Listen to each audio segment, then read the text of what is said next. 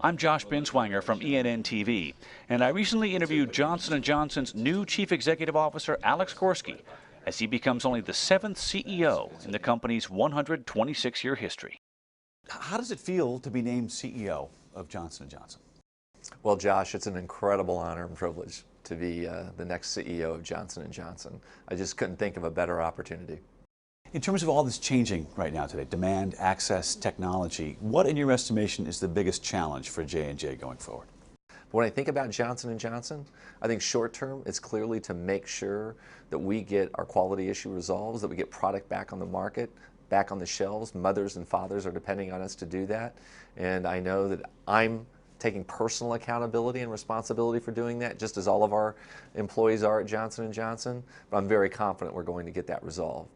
Longer term, I think it's just about making sure that we take full advantage of the breadth, the depth, the scale of our capabilities in things like innovation, producing new products that really make a difference in patients' lives. I mean, if you look at our pharmaceutical pipeline, for example, right now, products like Zytiga in prostate cancer that are really making a difference for men in this world.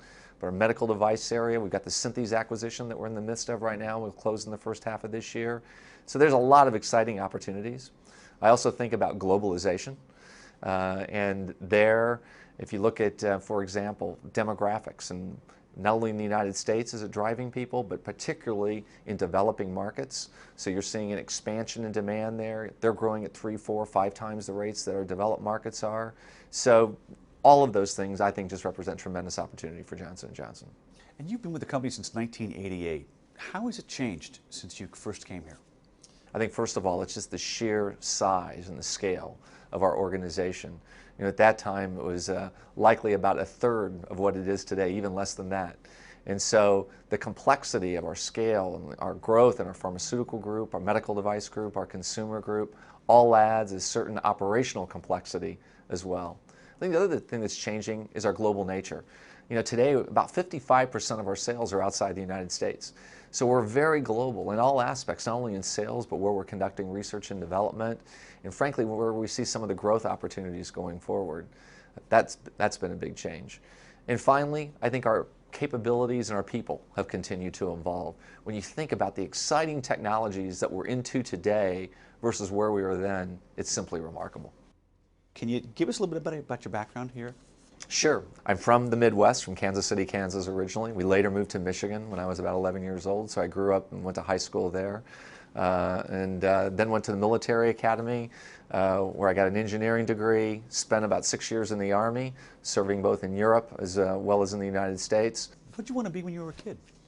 Well, you know, growing up, there were a number of things I wanted to do. I wanted to be a doctor. I thought about being a senator, and I feel like I got the combination of the two. I got a chance to be involved in healthcare and help people, but also, you know, be part of a large organization tackling a lot of challenging issues, both in our country and abroad. You also mentioned that you attended West Point and then served 6 years in the military. How did that period impact your life? And I had a great experience at West Point. It was a challenge, that's for sure, but I think it taught me a few things. One, just about taking on a challenge, and how, you know, you shouldn't shy away from taking on difficult issues, and it certainly was there, you know, in a number of different ways. But I think, you know, finding ways to make sure that you're always looking forward to the future, that you take things day by day, was a really important grounding experience for me. The second thing that I learned was, frankly, just about leadership and working with so many of your peers, part of a broader organization, how to motivate people, how to select people, how to work on teams was very important.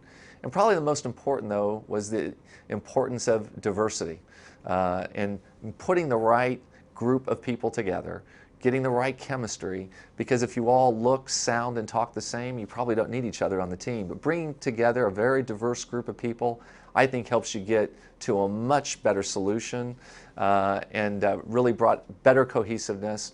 And that was an important lesson I learned in the military and that I apply to my leadership here at Johnson & Johnson as well.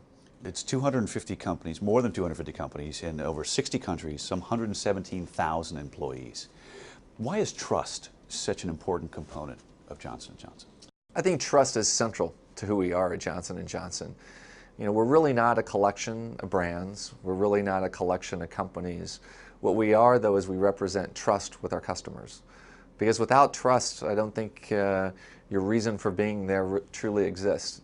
And I know that mothers, fathers, doctors, nurses, patients, customers, consumers around the world trust us to bring them products every day that they can depend on.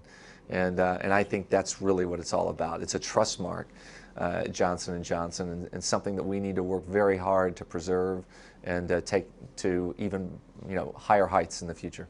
What distinguishes this group of employees from others who are competing in the healthcare field? I think what makes Johnson & Johnson unique starts with, number one, a true passion around our credo. And it's something that you learn about when you join, or certainly as you're going through the interviewing process, it becomes more a part of who you are and you're here. And I think it truly does, overall result in a J&J leader. What's your vision for Johnson & Johnson the next 5 years, the next 10 years? So if I think out 5 to 10 years from now, I would imagine us being true to many of our core tenets.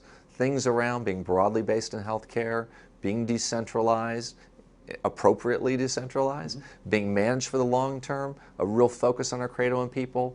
I don't think that will change.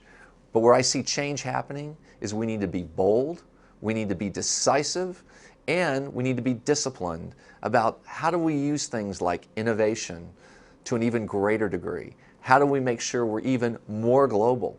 How do we make sure that our people continue to develop and achieve their personal and professional goals? What should the employees expect of you in this new role? What I would say is I would describe myself as a realistic optimist. As I'm somebody who first wants to make sure that we face into the facts, that we understand the underlying drivers of our business, of our science, of our innovation, because it's only then that we can truly make the best decisions. But it's also important that we see that light at the end of the tunnel, and that we're all motivated, excited, and inspired by the incredible opportunity that we have out there. So it's that balance. It's getting the balance of being decisive, of making sure that we're making decisions in a fact-based way, but at the same time that we're constantly aspiring to do better, to being pleased, but being never satisfied. And I think having that sense in the organization is incredibly important. Many thanks. Congratulations. Thank you.